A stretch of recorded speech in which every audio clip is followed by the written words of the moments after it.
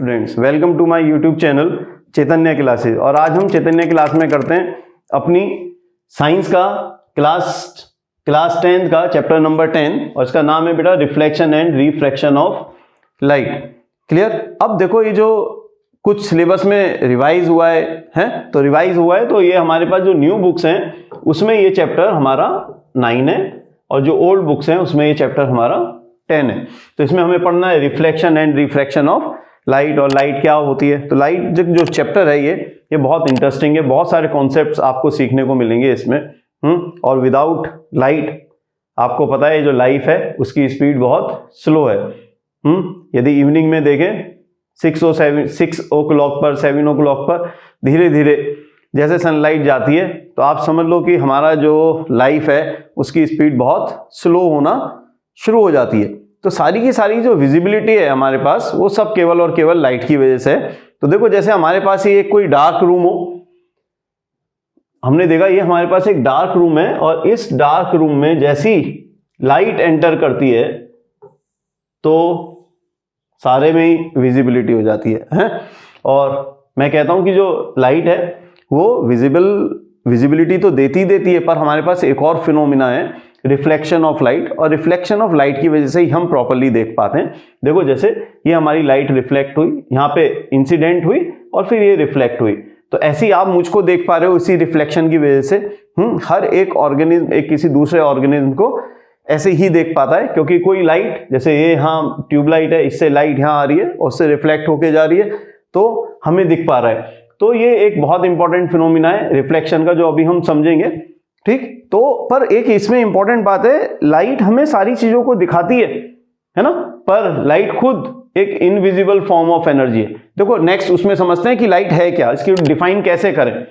ठीक है, चलिए तो देखो लाइट क्या है? Light is a form of energy that produces the sensation of vision. की मीन्स लाइट जो है उसी से हमें क्या आता है, विजन की सेंसेशन है, हमें कोई चीज दिखाई देगी तो वो केवल और केवल लाइट की वजह से दिखाई देगी। डार्क में हमें कोई चीजें दिखाई नहीं देती हैं।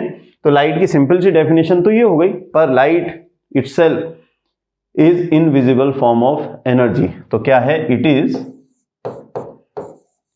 Is an invisible form of energy. तो लाइट को जैसे आपके सामने से जाते हुए देखोगे तो आपको लाइट कभी दिखाई नहीं देगी, पर उसकी वजह से आपको सारी चीजें दिखाई दे रही हैं। ये एक इंपॉर्टेंट कैरेक्टरिस्टिक हो गई किसी की लाइट की, है ना। तो चलो कुछ कैरेक्टरिस्टिक्स देखते हैं लाइट की आगे। देखो क्या है इसकी कैरेक्टरिस्टिक में। फर्स्ट देखो आप कि it is an electromagnetic wave, so it does not require any medium to travel. तो लाइट को ट्रेवल करने के लिए किसी मीडियम की जरूरत नहीं है। तो लाइट वैक्यूम में भी क्या करती है? ट्रेवल कर सकती है, करती है। लाइट वैक्यूम में भी ट्रेवल करेगी। पर हमने जैसे पढ़ा था क्लास 9th में कि जो साउंड है, साउंड भी एक एनर्जी की फॉर्म है, पर साउंड को एक मीडियम की रिक्वायरमेंट है। साउंड बिना मीडियम के ट्रेवल नहीं करती। 9th क्लास में एग्जाम्पल देते हैं जनरली कि जब साउंड का चैप्टर पढ़ाते हैं कि चलो यदि हमारी ये क्लास कहाँ पर हो, मून पर हो, तो स्टूडेंट्स बैठे होंगे, टीचर एक्सप्लेन कर रहे होंगे, पर टीचर की कोई भी बात स्टूडेंट को समझ में नहीं आएगी, because on the moon there is no medium. तो साउंड ट्रेवल नहीं करेगी। पर लाइट हर जगह क्या कर सकती है? ट्रेवल कर सकती है, वैक्यूम में भी ट्रेवल करती है। Second, light tends to travel in a straight line. हमें पता है, हमने बहुत छोटी छोटी क्लासेस में भी इसकी एक्टिविटी करी है कि light always travel in a straight line. ऐसे हमें स्ट्रेट लाइन की फॉर्म में लाइट क्या करेगी? ट्रेवल करेगी। और आपको हमें देखो एक एक्टिविटी थी ना सिंपल सी कि एक पाइप ले लें और उससे देखें किसी कैंडल को यहां रख देते हैं बना के कैंडल, तो इसकी फ्लेम यदि यहां से कोई ऑब्जर्वर देखता है तो उसको ये लाइट दिखाई देती है। पर हम यहां क्या करें, यदि इसी को बेंड कर देते थे तो लाइट हमें दिखाई नहीं देती थी, क्योंकि light travel in a straight line. Clear? और नेक्स्ट है कि लाइट कास्ट शैडो। तो लाइट के रास्ते में, उसके वे में कोई भी आ जाएगा, यदि कोई ओपेक ऑब्जेक्ट आता है तो हमेशा वो क्या करती है? एक शैडो बनाती है। तो हमें पता है कि लाइट के light cast shadow. Next property है कि speed of light is maximum in vacuum. Light की जो स्पीड है वो मैक्सिमम इन वैक्यूम, और वैक्यूम में इसकी स्पीड है कितनी बेटा, 3 × 10⁸ मीटर पर सेकेंड। पर मैं जनरली जब भी किसी को एक्सप्लेन करता हूं कि लाइट की जो स्पीड है 3 × 10⁸ मीटर पर सेकेंड है, तो मैं जनरली देखता हूं कि जो बच्चों का एक सोच है, बस हाँ है 3 × 10⁸ मीटर पर सेकेंड, मतलब उसको समझने की कोशिश नहीं करते। देखो समझो उसको, कितनी जीरोज हमें लगानी पड़ेंगी यदि इसको पूरा लिखना है हमें, तो 1 2 3 4 5 6 7 और 8 लाइट इतना मीटर केवल और केवल 1 सेकंड में चल देती है। यानी हमें ऐसे पलक झपके तो लाइट इतनी दूरी ट्रेवल कर चुकी होगी। Is it clear? तो बहुत है ये, बहुत बहुत सारी दूरी है, डिस्टेंस है। Is it clear? चलिए नेक्स्ट है, when light falls on a surface following में हैपन, है ना। यदि लाइट किसी सरफेस पे गिरती है तो ये कुछ बातें हो सकती हैं। तो जिसमें से पहली है कि रिफ्लेक्शन ऑफ लाइट। क्या हो सकता है? लाइट का रिफ्लेक्शन हो सकता है ना। तो ऐसे एक रे आती है जिसे इंसिडेंट रे बोलते हैं, अभी पढ़ेंगे आगे, और फिर ये रिफ्लेक्ट होके चली जाती है। सेकंड हो सकता है refraction of light. Light refract भी हो सकती है। लाइट को, जैसे हमने एक एग्जाम्पल देखा हुआ है कि पेंसिल को डालें यदि हम वाटर में, तो पेंसिल क्या होती है हमारी, टेढ़ी हो जाती है, बेंड हुई दिखाई देती है। तो bending of light when light enters from one medium to another medium is known as the refraction of light. और लास्ट है हमारा क्या, एब्जॉर्प्शन, कि लाइट क्या हो सकती है, एब्जॉर्ब हो जाती है। जब किसी सरफेस पे फॉल होती है लाइट तो क्या हो सकती है, एब्जॉर्ब हो सकती है। तो बेसिकली ये 3 बातें हो सकती हैं, पहला रिफ्लेक्शन, सेकंड रिफ्रैक्शन और थर्ड क्या, एब्जॉर्प्शन। क्लियर? चलिए देखें, अब देखते हैं आगे। यहां से देखो बेटा, ये जो अभी फर्स्ट वाली स्लाइड थी उसमें ये दिखा रहा है कि light travel in a straight line, और इसको बोलते हैं हम क्या, रेक्टिलिनियर प्रोपिगेशन। लाइट जब किसमें चलती है, ट्रेवल करती है स्ट्रेट लाइन में, then it is known as the rectilinear propagation. Clear? अब देखो ये आया हमारा reflection of light. Reflection of light में क्या है, ये जो हम एक लाइन लेते हैं, ये हमारा एक मिरर है। देखो मैं तुम्हें दिखाता हूं यार मिरर, ये सिंपल सा एक मिरर होता है, मैंने अभी निकाला है मिरर।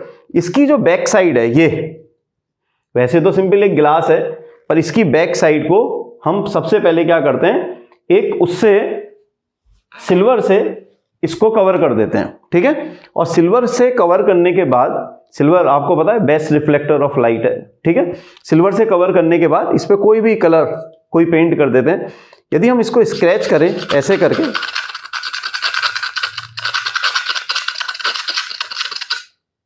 तो आप देखोगे यहां से ये सारा का सारा पेंट हट गया, सिल्वर हट गया।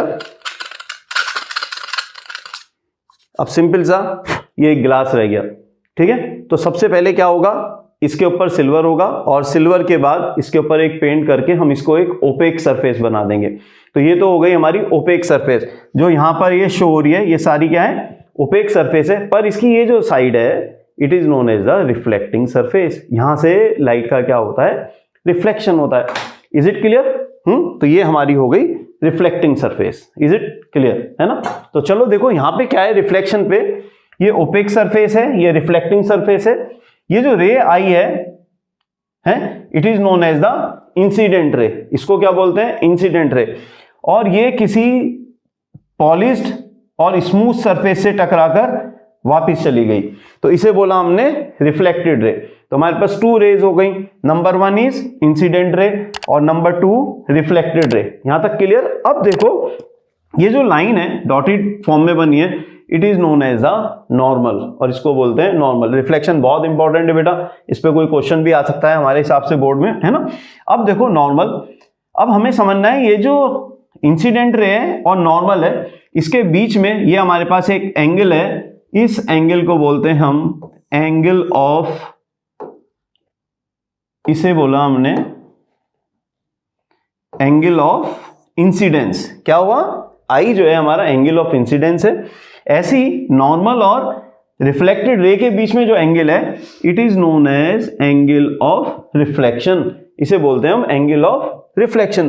तो जो लाइट है, लाइट की जो रिफ्लेक्शन है उसका सिंपल सा हमारे पास एक डेफिनेशन आएगी अभी कि लाइट का रिफ्लेक्शन क्या होता है, what is reflection of light. तो bouncing back of light after striking a smooth and polish surface is known as the reflection of light. और इसमें one is incident ray, another reflected ray जो जाती है।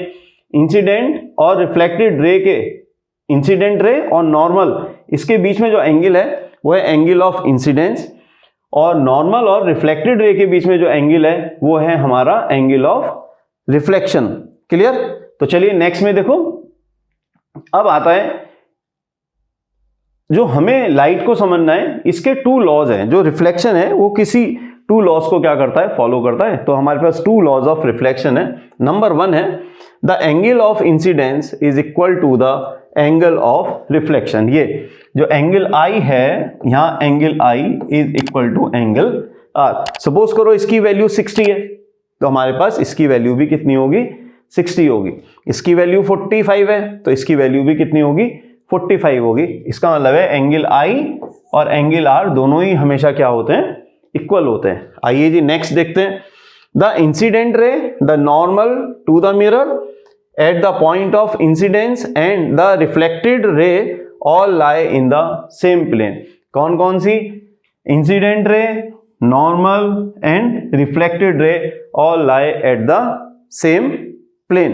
तो ये आए हमारे टू लॉज ऑफ रिफ्लेक्शन। अब देखते हैं आगे हम कितने टाइप्स का हमारे पास रिफ्लेक्शन है। देखो ये रिफ्लेक्शन, तो रिफ्लेक्शन तो समझ में आया, the bouncing back of light after striking a solid और स्मूथ सरफेस। जैसे यहां दिया है सॉलिड और smooth surface is known as a reflection. हमारे पास टू टाइप्स का रिफ्लेक्शन है। देखिए एक तो रिफ्लेक्शन हो गया हमारे पास, ऐसे बना लो इसको, रिफ्लेक्शन में रेगुलर रिफ्लेक्शन, और एक हो गया irregular reflection. Irregular reflection is also known as the diffused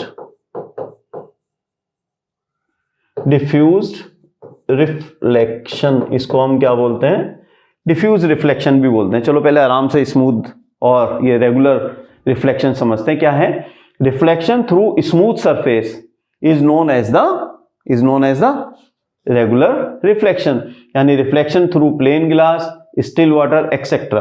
तो जब हमारे पास रेगुलर रिफ्लेक्शन होगा तो ये हमारी जो इंसिडेंट रे है, देखो ये इंसिडेंट रे और इस इंसिडेंट रे के साथ देखिए ये इंसिडेंट रे, इसकी ये रिफ्लेक्टेड है, ये इंसिडेंट, ये रिफ्लेक्टेड, ये इंसिडेंट, ये रिफ्लेक्टेड।